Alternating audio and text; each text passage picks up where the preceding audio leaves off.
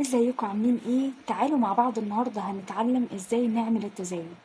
ليه نتعلم التزايد؟ لان كل المشاريع اللي فيها شكل دائري او اي مشاريع انا عايزه اتوسع في حجمها لازم ان انا اعمل تزايد علشان الشكل يكبر معايا. فالنهارده هنبتدي نتعلم على اكتر حاجه ممكن نحتاجها في مشاريعنا وهي الدايره. هنحتاج ايه؟ هنحتاج اي ابره عندنا، اي مقاس، واي خيط عندنا مناسب لمقاس الابره. وهنحتاج الماركر لانه اي حاجه فيها دوريه لازم ان احنا نحدد السطر اللي احنا خلصناه وبدايه السطر اللي بعده عشان ما نتلخبطش. في البدايه خالص هنبتدي نعمل ايه؟ هنبتدي نعمل الدوريه بتاعتنا.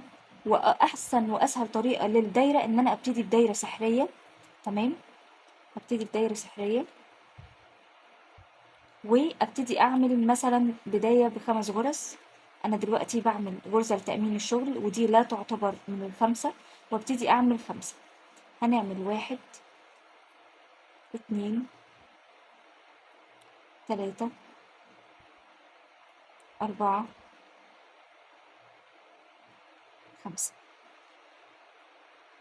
عملت ال5 غرز، ابتدي ان انا اقفل الشغل بتاعي كويس.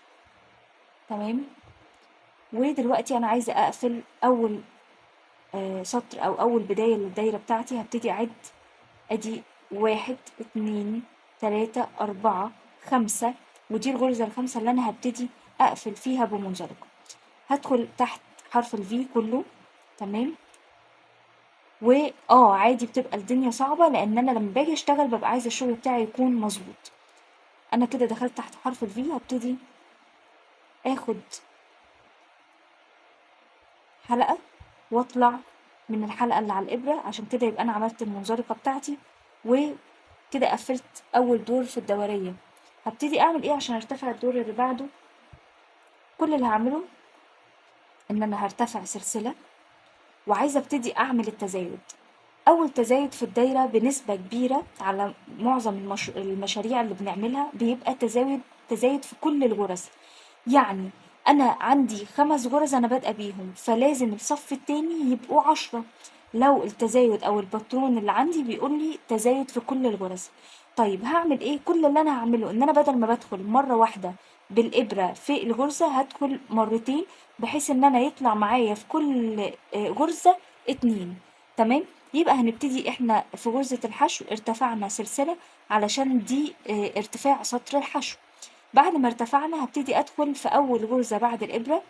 تمام، تحت حرف الفي، سوري، تاني، ندخل تحت حرف الفي وناخد الحلقة ونطلع. يبقى احنا كده عملنا اول غرزة، وهبتدي ان انا اعلمها بالماركر او علامة الغرز اللي عندي، بحيث ان انا اخد بالي انا السطر بتاعي انتهى فين عشان يبقى عدد الغرز مظبوط. تمام، دي اول واحدة. في نفس المكان هدخل تاني وهطلع بحلقة واطلع من الحلقتين، يبقى انا كده عملت اول تزايد. فكل اللي انا هعمله ان انا هعمل ايه؟ في كل الغرز اللي جاية في كل واحدة هعمل 2 غرزة حشو. هدخل في اللي بعدها واعمل اول غرزة حشو، واحدة تاني، واعمل غرزة حشو تاني. تمام، تاني، يبقى انا كده عندي 4. هدخل في اللي بعدها واحدة حشو ونفس المكان ادخل تاني واحدة حشو تاني، يبقى عندي 6. اللي بعدها هدخل اخد حلقة واطلع اول غرزة معايا، تاني واحدة، يبقى كده عندي 8، وفاضل اخر واحدة اهي. يبقى هندخل واحدة، هندخل التانية.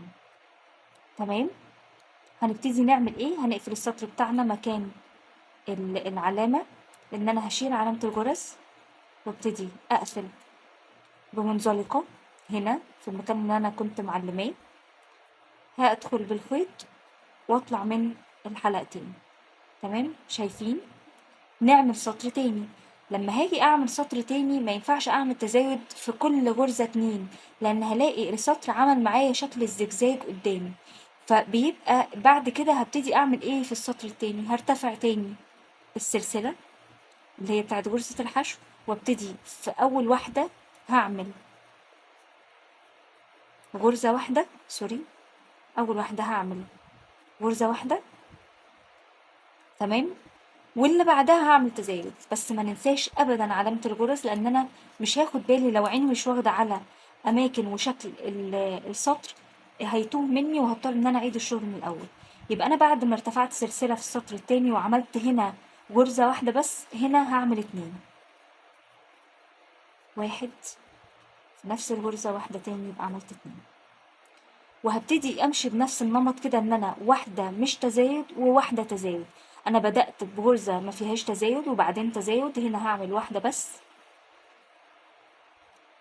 واللي بعديها هعمل تزايد، يعني غرزتين في نفس الغرزة.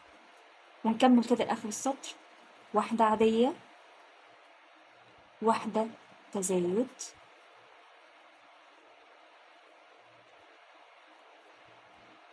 واحدة عادية، واحدة تزايد،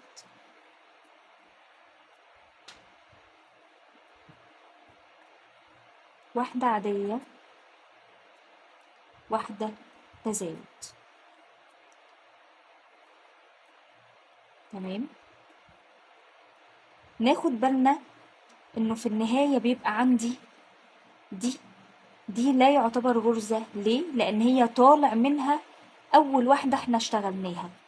يعني دي زي ما انتوا شايفين كده، لو بصينا دي طالع منها البداية، فدي لا تعتبر غرزة. يبقى احنا بدأنا بغرزة مش تزايد ونهينا بتزايد علشان يكملوا بعض. فكل اللي احنا هنعمله ان احنا هنشيل علامة الغرز ونبتدي نعمل منزلقة مكان ما انا كانت علامة الغرز موجودة، اطلع من الحلقتين مرة واحدة. تمام. وده دلوقتي شكل الدورية بتاعتنا زي ما انتوا شايفين. بعد ما عملنا التزايد ابتدى الشكل يكبر معايا. يبقى انا في الاول بدأت مثلا ب5 غرز، في اللي بعدها بقوا 10، ان انا عملت التزايد دبل في كله. وبعد كده عملت واحدة عادية واحدة تزايد، اللي بعدها هسيب 2 عاديين وواحدة تزايد. وكل ما انا طالعة بزود عدد السنجل او عدد اللي انا مش بعمل فيهم تزايد. يعني احنا كان في تاني صف عملنا واحدة عادية واحدة تزايد، بعد كده هسيب واحدة عادية واحدة عادية واحدة تزايد، الصف اللي بعد كده واحدة واحدة واحدة تزايد. يبقى كان واحدة تزايد، واحدة عادية واحدة تزايد، وبعدين 2 عاديين واحدة تزايد، والصف اللي بعده 3 عاديين واحدة تزايد، وبعديها 4 عاديين واحدة تزايد، وهكذا. تفضل معايا الدورية بتكبر بتكبر، وأول ما أحس إن أنا عايزة أوقف أبتدي إن أنا أوقف تزايد علشان الشكل اللي معايا يطلع بقى إيه، مجسم. يعني بدل ما هو كده هنلاقيه عمل كده لو أنا وقفت التزايد، لكن طول ما أنا بتزايد طول ما هو هيبقى مسطح كده. تمام. اقدر اعمل كده باي غرزة عندي، اي غرزة حشو اللي هو الهاف دبل كروشيه، او اللي هي النص عمود، او العمود، او العمود بلفتين. كل ده انا اقدر اعمل بيه التزايد بنفس الشكل ونفس الطريقة، مفيش اي تغيير خالص. الاختلاف الوحيد في عدد الارتفاعات اللي انا بعملها. يعني مثلا في نص عمود برتفع سلسلتين، مش برتفع سلسلة زي الحشو بس. وده كده كان التزايد. لو اي حد مش فاهم اي حاجة او في حاجة مش واضحة يكتب لي تحت في الكومنتات، نعمل فيديو مخصوص علشانها. وده كده كان فيديو النهاردة. وبفكركم في اخر الفيديو ما تنسوش تشتركوا في القناة وتفعلوا زر الجرس علشان يوصلكم كل الفيديوهات الجديدة والافكار الحلوة اللي هنعملها الفترة اللي جاية.